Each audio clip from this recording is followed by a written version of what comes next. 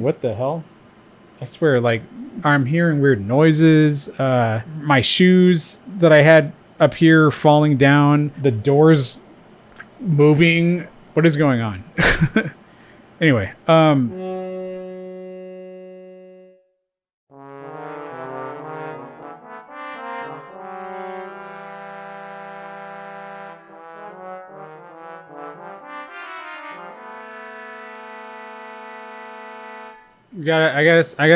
listen, this is fucking Texas. It's almost Halloween. What the fuck? Everything right now is, I'm having a lot of frustrations at the moment. I had a webcam that went kaputski. This is like a backup. I don't like the way it looks. Tried using my iPhone. It's not working. I feel like I have way too much fucking headroom. I don't know what's going on. It is still like 90 fucking degrees here in Texas, and it's almost Halloween. So I got all kinds of shit going on in the background. And I'm like, why is everything pissing me off? Why am I the way that I am? Oh, god damn it. That's gonna get on my fucking nerves. Fucking piece of shit. And this is the thing, is like, this is like the 10th fucking time I've tried. It was like, hey, let me give this YouTube shit like another go. And I was gonna say this YouTube shit another shot. And it's like, now we know why nobody fucking watches your videos. But this is the thing, is like, you know, I'm hot on Threads right now, bro. Like I'm on Threads all the fucking time. I'm not much of a poster. Nobody likes the shit that I post or repost. So I'm like the worst person for social media a lot of the times. I'm like not good at posting. I'm good at commenting. Like my comments fucking, they're a hit, baby. Like everybody thinks I'm funny, or sometimes I just straight up anger people. You know, I get my fair share of like little spats I get into with people on Threads. It's starting to kind of like go down a little bit, like my enthusiasm for it, but I mean, I go on there like all the fucking time. And that's the thing, is like, you know, since I've been on there more, I've seen more people like are checking out my my Facebook, which is like a desert. It's a fucking dead zone. There's nothing going on there, and I'm not egotistical enough to engage with a lot of that shit. I'm sorry, my shin's like real itchy. You know, I have thought about, you know, getting back on YouTube and doing more shit with YouTube, and, you know, doing more peace and love special things, doing more gaming stuff. Halloween is like my favorite time of year. Like for the past like 3 or 4 years, I've said that countless times. My favorite time of year, the spooky season, all that shit. And this is also the time of year, you know, a horror movie season. You get, you know, into the horror movies. And, you know, the thing with me is a lot of the reason why I haven't really been doing YouTube stuff is just because, you know, all kinds of random shit has been happening in my life. And I have actually been trying to get a little bit of an education. So that's taking up a little bit of my time. The other thing too is like I get to a thing every now and again where it's like, I'm running out of like horror movies to watch, where I sometimes in the mood for something that's you know, cerebral, supernatural, and, you know, every now and again I get cool recommendations for movies like that on YouTube. And then, you know, sometimes I'm like, hey, I like an old, you know, slasher movie, but then I have like no enthusiasm. Life is taking like a giant shit on my head, and it's just like I'm not in the mood to even be entertained. I just want to be fucking miserable and unhappy, you know? But I actually recently, for the very first time, checked out a movie called Carnival of Souls, which is pretty cool. It's a movie from the 60s. I don't know. It's on HBO Max. So if anybody has that and you want to check it out on HBO Max. I don't know what it was about this movie in particular that it was almost like beckoning me. I was going through all the horror movies that were on Max, because I get Max for free because I have AT&T, and I was just like, it looks interesting. It looks kind of unique, and I'd never heard of it before. So I was just like, fuck it, let me just check it out. There's something about it that's drawing me in, and it was pretty good. It was entertaining, and but you know, it's from the 60s. It's from like 1962. And I remember, you know, as I'm watching it, I'm like, this movie is really interesting. Like, it's very of the time. It's got a certain kind of pace going on to it, but there's so much about it that's kind of intriguing. And that's when, I'm looking at it, I'm like, this isn't like this is using some like film techniques and some storytelling techniques that are interesting and that are, it's almost like watching a movie, like a quaint version of a cool supernatural movie that you would have seen like from nowadays or maybe from the 90s. And that's the thing is like, you can kind of see the influence that this movie had on other directors, especially like David Lynch. And it was very interesting, and I recommend it. Anybody wants to check it out on Max, check it out. Keep in mind that it is from the 60s, so it is there's a lot of silly acting in it, but it's a very interesting movie. And seeing some of the reviews for it in I would recommend checking out the YouTube videos, the analysis and the critiques of it afterwards, like after watching it. And one thing about it that I thought was kind of interesting was the soundtrack, because the soundtrack is very sparse, but it's cool the way that it reflects part of the character, the main character. Check it out. It's interesting. There was one other movie that I saw for the very first time as well, also on Max. Now, this wasn't the movie that I saw for the very first time. I've seen this movie quite a few times throughout the years, but I hadn't seen it in a long time. Interview with the Vampire was also on Max, and I'd always kind of liked Interview with the Vampire. Now, this is the thing I like to do with you guys, is I like to kind of take you to a time and a place, kind of like do that whole like, the year was 1994, O.J. Simpson was running from the cops, Michael Jackson made the news by marrying Elvis's, that kind of crap. Around the time, like around 93, when I was about 9 years old, this is when I was like, you know what, I like Freddy Krueger, Jason, Pinhead. Those are cool looking like movie guys, but I've always been too afraid to watch the movie. Everyone's like, you're gonna get nightmares, kid, and all this shit. Fuck it, dude. I'm gonna be a teenager soon. I'm gonna stop being a little kid, a little baby. I'm gonna start watching horror movies. And there are 3 movies in particular that I decided to watch to get me to build up my, I guess, tolerance to watching horror movies and to kind of get into them. The first one was Predator 2, which it's funny because it's like in retrospect, it's not. It seems like way more of an action movie. There are horror elements in it for sure. For me, what was horror was like anything that had gore in it. Predator 2, it's a gory movie. I was like, that's a horror movie. It's a scary movie. I'll check it out, and I did, and I was like, man, this movie's actually pretty tight. I like this movie. It's cool. The second one was The Gate. This great 80s, it's like a cheesy 80s demons from hell overtake this kid's house, and they open up a giant gateway to hell inside the house. It was actually I think the first horror movie I ever watched by myself. I was living in England at the time. I don't remember if it was on BBC One or Channel 4. It was like that type of shit where they show the logo for the channel, and it's like the continuity guy. Right, it's 9:05 and we're gonna get into another Halloween fright fest. This here is The Gate, and it starts right now. That kind of shit. In England, if anybody who's from the United States or Canada, in England they showed all of it. Like after 9 o'clock, titties, blood, all that shit. They'll just show and no commercials. I'm sorry, they don't call them commercials in England. They call them adverts. The Gate was the first one I saw on my own. It was kind of scary to me at the time, but to me it was cool. It's like demons and shit. That's pretty fire. And so the third one that I actually watched this one with my mom, The Lost Boys. Corey Feldman, Corey Haim, Jason Patrick. I actually really still like The Lost Boys as a movie.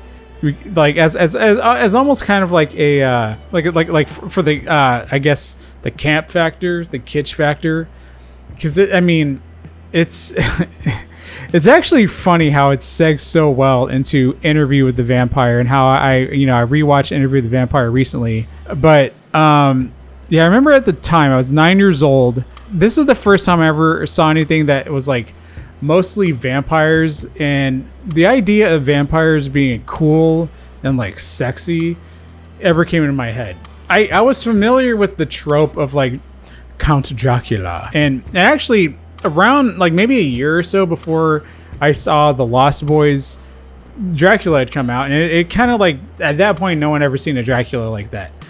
And a huge part of the Dracula movie, which is actually a really good movie too, is that Count Dracula is like a sexual being. Like he's attractive, but it's also like a love story, right? Even after Bela Lugosi and Christopher Lee and Gary Oldman as Dracula, that I was like, oh, vampires, they're kind of cool and young, and it's like they're young forever, and they're rebellious, and they got this like their special powers and all that shit kind of makes them interesting and cool. And the fact that they'll suck your blood and that they need to survive makes them even, it's like I guess the bad boy kind of thing. But that shit was like, okay, that vampires are actually kind of cool.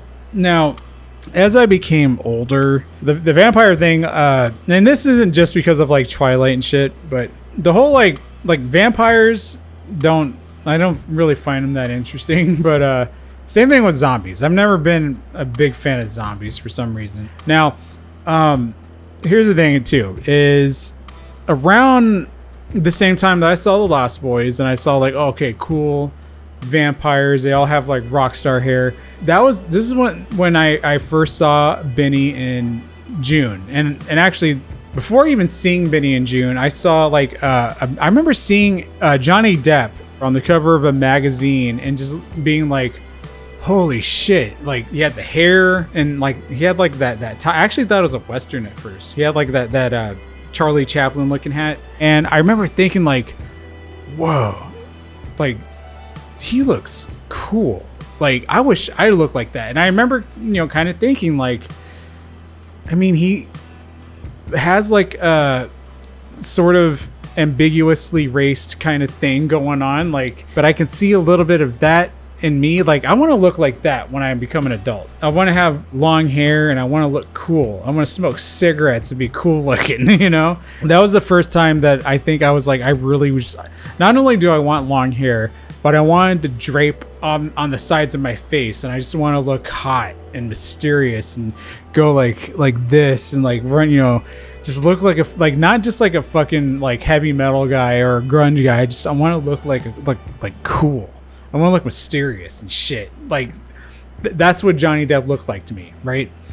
And so then Interview with the Vampire came out, and I remember we rented it on home video, and I watched it with my mom and like one of my mom's friends.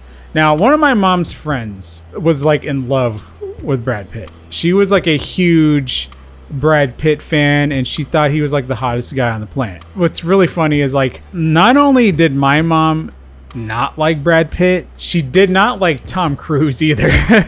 But she's like, well, I'll watch it, it might be interesting. My mom has for years been like anytime a fucking Mission Impossible movie comes out, like, I just don't like Tom Cruise. Like, this is my mom. Like, I don't like Tom Cruise, I don't like his acting. I like Interview with the Vampire. That is literally the only fucking movie that I've ever seen with Tom Cruise that I like him in. So like that's that tells you like how good this movie is. So I watched it again the other night for the first time in a long time. I watched it as a kid, and I thought like, this is another cool, good looking, and then like with the long hair, like Brad Pitt is Louis, and it's like, holy shit, like I want long fucking hair. I want to be like a hot, skinny guy with long hair, And I want to be a fucking vampire. I want to live forever. And I want women to look at me and be like, ooh, he's hot. And I just want to lure them and be like, mon cher, and all that shit. And, that's the thing, is I watched it again the other night, and I just was like, holy shit, dude. Like, Brad Pitt he was really fucking hot when he was young, and this is, listen, not like it fucking matters, not like anybody cares. I'm straight. I'm attracted to women. I'm not actually attracted to men, but it's like, seriously, how could you not look at young Brad Pitt, young blue-eyed, blonde-haired Tom Cruise, fucking Antonio Banderas, and not be like, these guys are fucking sexy. Like, they're sexy vampires. And it's funny too, because it's like I don't remember if I caught this as a kid when I watched it, but it's like these guys are kind of in love with each other a little bit.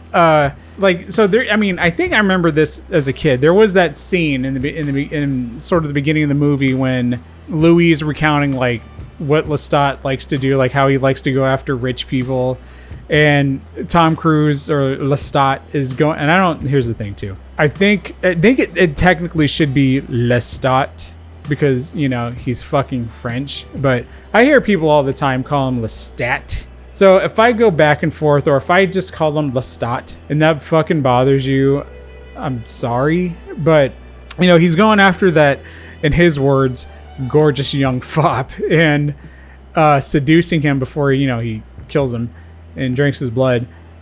And I think I do remember that, but it's like Lestat very, very clearly wants to be with Louis. Like he's almost like attracted to him.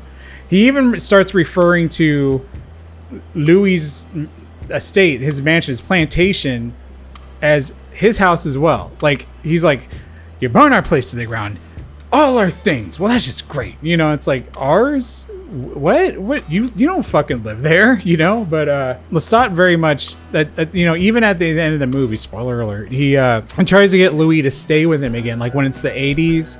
And Louis like, no. And he's like Lestat seems heartbroken, and it's kind of sad.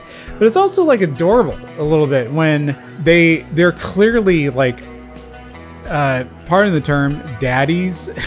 It is kind of cute. Like when they're very clearly dads to this girl, and it's just like a thing. And it's like they're a nice little family. And it's just, they very much have like their husbands. And that dynamic is very, I mean, it's not subtle at all.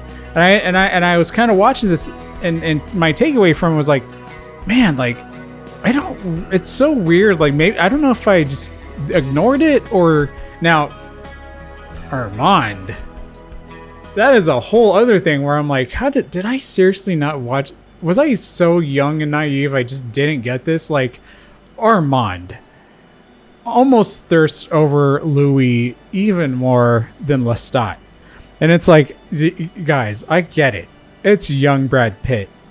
Girl. But it's like, he's just like, there's even that one scene when he's leaning against the column, like Armand, who's like, I knew you were coming. I was waiting for you. And all this kind of shit. And it's like, oh, Louis, like, Be with me, Louis, and I want you to be my companion. I get it, bro, but it's like, fucking train. We were having a nice little conversation. I was getting all hot and bothered. It's like, again, did I maybe just not watch the whole fucking movie or something as a kid? So I love that scene when Brad Pitt's, you know, Louis he's telling Armand like, Armand. And all that shit, and he grabs his face and he's putting his face into his, and I'm like, sorry, I think my door moved.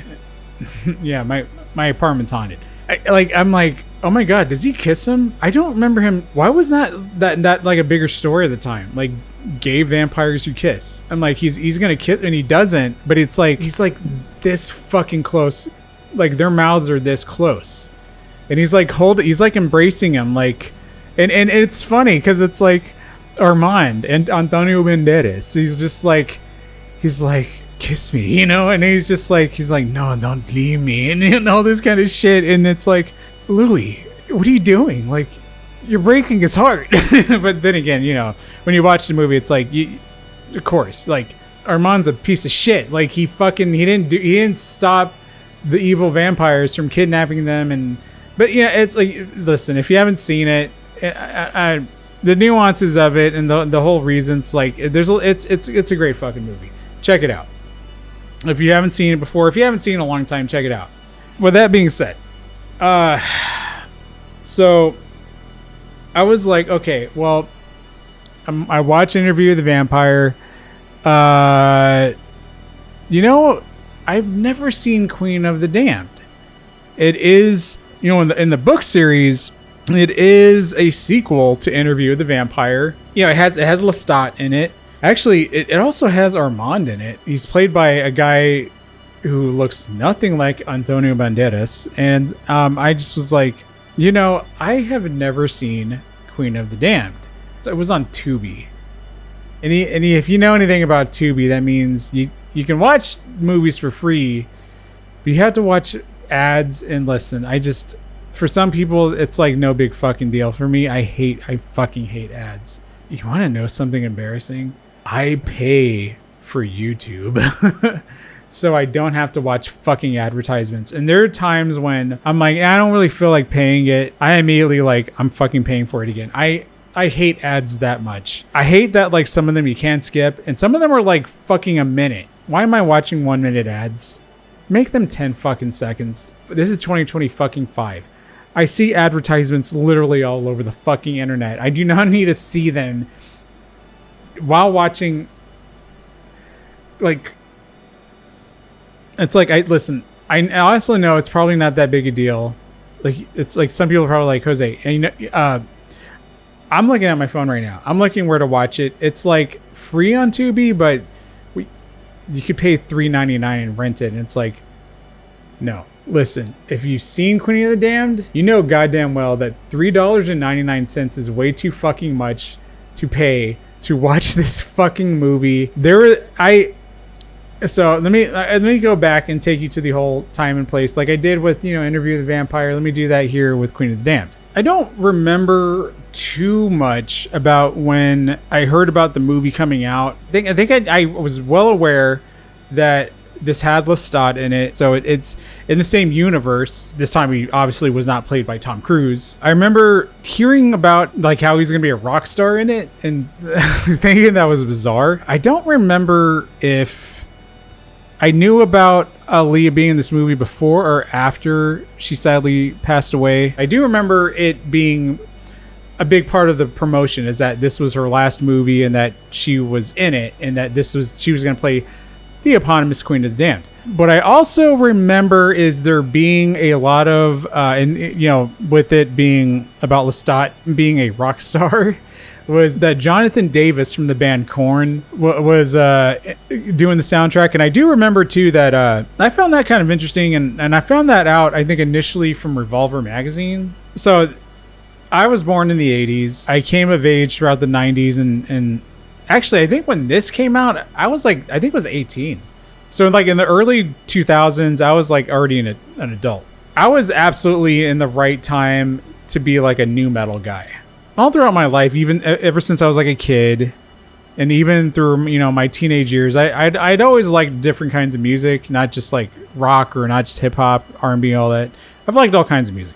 I got really into nu metal at like 99, 2000. I think by the time like 2001-ish came along, like when Linkin Park came out, I was like, I don't think I really like nu metal anymore. I think initially I started getting more into like extreme metal and like goth rock and shit like that. Like some of the nu metal shit, it was starting to look kind of corny and cheesy to me. I was like, I think it was super huge into Slipknot though. Yeah, but by the time Queen of the Damned came out, I think I was already moving on to like metalcore, and I was listening more hip hop.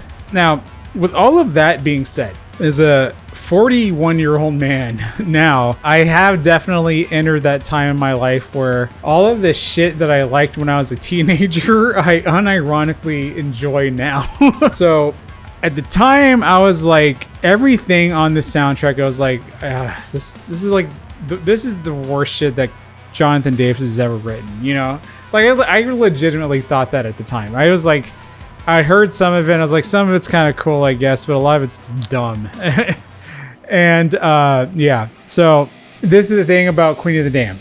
I didn't like it. I legitimately thought this was one of the worst fucking movies I've ever seen. It was stupid. And it was very much a product of the early 2000s. I think it's easier to just basically tell you what I liked. I liked Aaliyah in it, even though she's barely in it.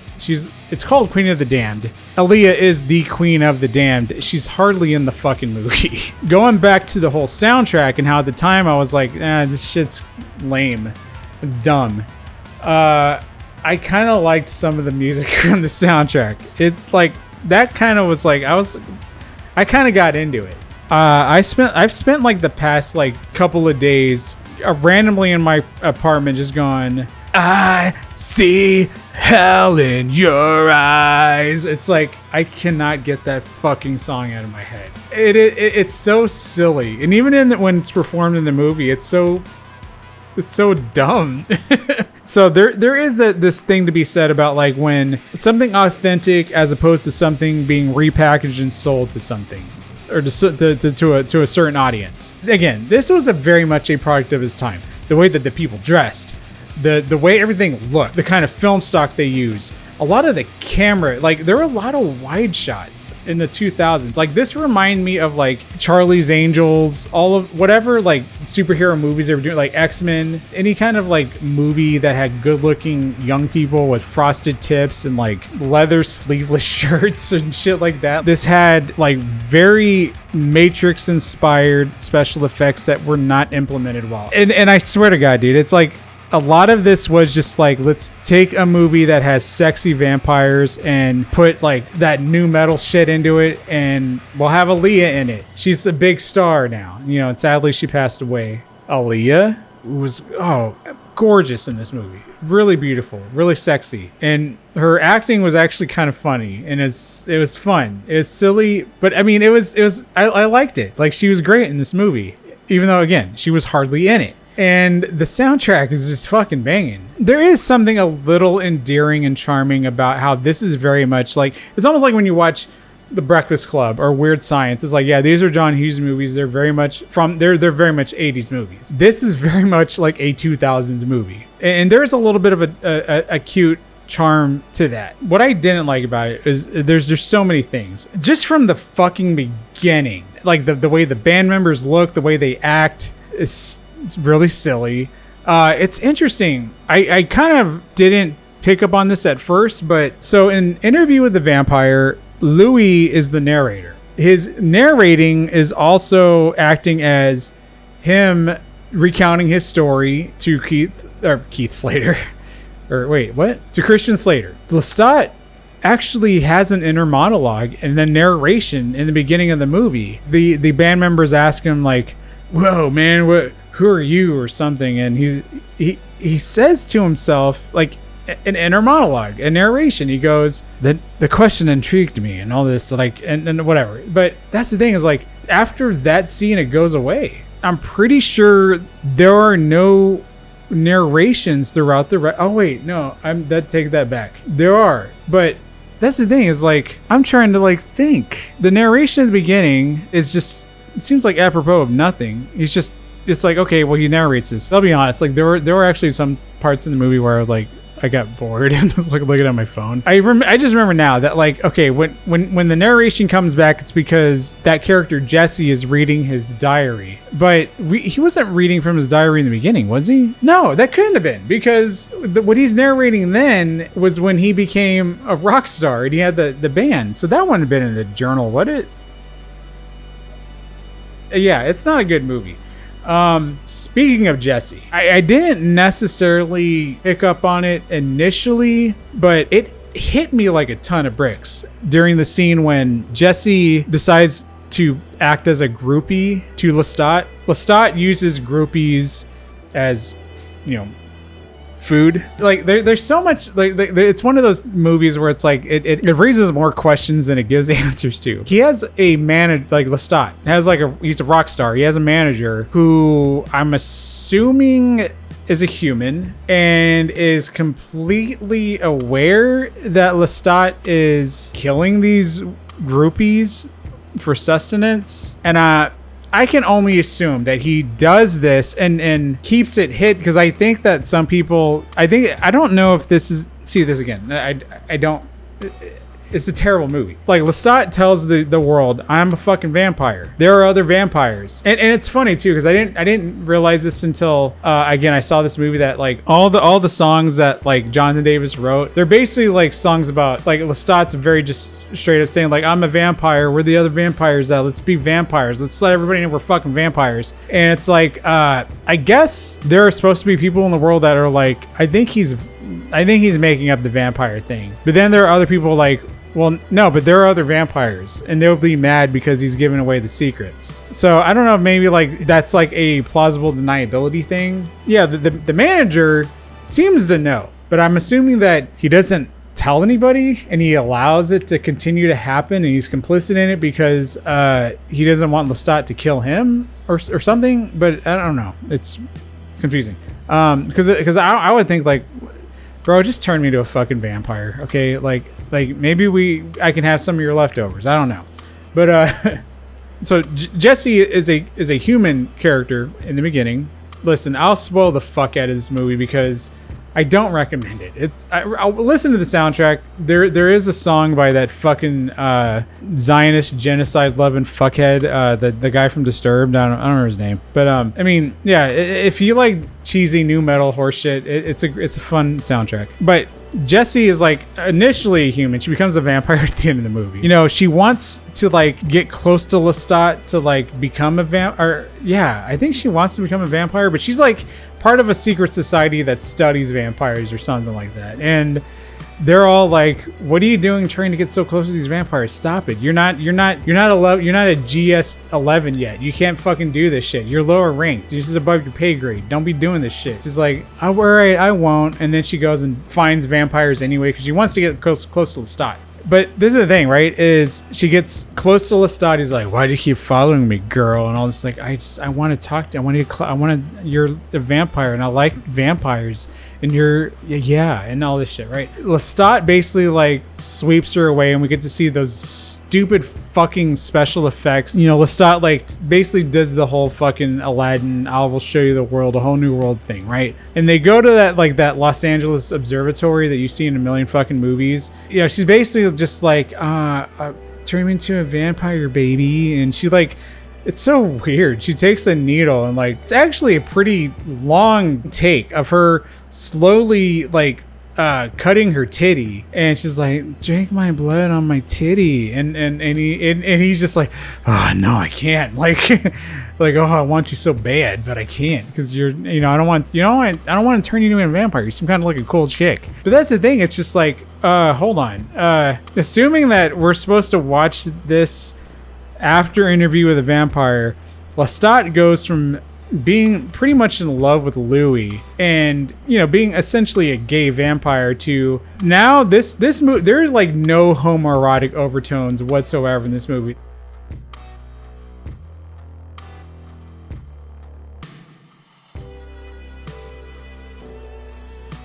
This movie is just straight up like, I mean, this is like the Girls Gone Wild era. You know, this is when like women are objects still. And still, it's fucking, we're living in Trump's America. Why am I saying this? The movie studio, the committee that made this movie was like, no, bro, we ain't doing no fucking gay vampires in this joint. It's like, this is gonna be Lestat. He's a rock star. Groupies are fucking back. Women are objects. He's getting pussy in this movie, and I think that's what's funny, right? Is there's that scene when like when Aaliyah shows up, I don't remember her character's name, like Akashka or something, like the Queen of the Damned. She comes in and she is so fucking hot, dude. Like, young Aaliyah was just fucking insane in this movie. She's doing sexy dances and she's like, I'm a vampire queen, and yes. And it's just like, whoa. And like, I'm like, bite my neck, please. Like, I want to be a fucking, like, you can kill me if you want. Just put your mouth on me. Jose, stop. Okay, we have the Queen of the Damned. She wants to make Lestat her king, and she calls him her king. And it's like fucking hot. I want you to be my king. My king. And it's like, oh my god. Yes. Let's fucking be the king and the queen of the damned. Like, hot Aaliyah vampire lady. Let's fucking go, dude. And she's just like, look at your kingdom. Like, we're gonna eat so many fucking people, and I'm gonna send them here. We're gonna rule the fucking world. He's like, kingdom of corpses. And it's like, Lestat, what the fuck is wrong with you, dude? You can walk during the fucking daytime. You're a rock star. Your queen is Aaliyah, and you're complaining? Like what? Fuck that, like, Jessie chick. Like, you know, again, for the millionth time, Aaliyah's hardly in this fucking movie. And then her death is, like, very, like, lame. It, like, that whole scene leading up to her death is just, it's one of the most boring fucking scenes in a fucking movie ever. Say fuck more, Jose. It's like this, it seems so anticlimactic. It's like, it's boring. And then there's a new Queen of the Damned or something. It's boring as shit. And it's not surprising that Anne Rice herself, the lady that wrote these books, did not like it. I'd be mad too if I wrote this interesting series of books and two of them, they basically merged together into one movie and made it shitty and dumb. And the only two good things about it were the lead actress, who's hardly in it, and the fucking soundtrack, which at the time I thought was dumb, but now I think it's kind of fun. But I can't believe, like, I went all this time without seeing it. But the other thing too is, like, I kind of remember this being a really popular movie. I swear, I remember a lot of people saying that they liked it. And it's like, why? This movie's fucking dumb. It's terrible. The special effects are shitty, you know? But then again, wow, what? The thing is, like, it's 2025. This movie's like 23 years old. It's easy for me to watch it for the first time 23 years later after, you know, all the different ways that cinema has changed. Cinema? Like, why did I say cinema? Movies. Like, all you know, movies have changed. It's easy for me to, like, and I mean, we just had, like, a pretty big fucking vampire, which I still have not seen yet, Sinners. Like, I will see it. I swear to God, I'll get around to seeing it. But, you know, that's the thing, is, like, that's like a highly acclaimed vampire movie that just came out with a black lead in it. And so it's easy to kind of look at this movie and just judge it by today's standards. But even at the time, I feel like if I saw this at the time and be like, this is kind of dumb. And it seems like one of those movies that I would have, like, never finished watching. Like, I think I would have probably watched it with my mom, and I think my mom and my brothers really liked it. And I feel bad saying that it's a terrible movie, knowing that they probably still have a little bit of a reverence for it. But it's like, I'm sorry. So I guess at the end of the day, watch Interview with a Vampire. Don't fucking watch Queen of the Damned. Someone told me that it's supposed to be remade. Listen, I can't imagine it being worse than this. However, just rest in peace, Aaliyah. What is it called again? Hold on. You guys gotta check out Slept So Long. That song is so fucking good, and it's silly, it's cheesy, but I can't help it. I love it. It's a great fucking song, and it's been stuck in my fucking head for like 2 whole days. I see hell in your eyes. You know, my neighbors probably think I'm a fucking psycho. Also, Carnival of Souls. That movie is good. Oh, The Shining? I like The Shining. I know that Stephen King doesn't like it. He's the one who wrote the book. The movie's good. What other... I don't know. For some reason right now I'm blanking on other good horror movies to watch. Oh, a majority of Friday the 13th. My 2 personal favorites are The Final Chapter and 6. I don't know if I'm going to be doing more Halloween shit for this year. I'm going to try to be doing more YouTube stuff from now on. Maybe try to actually gain an audience. But yeah, happy Halloween 2025. Peace.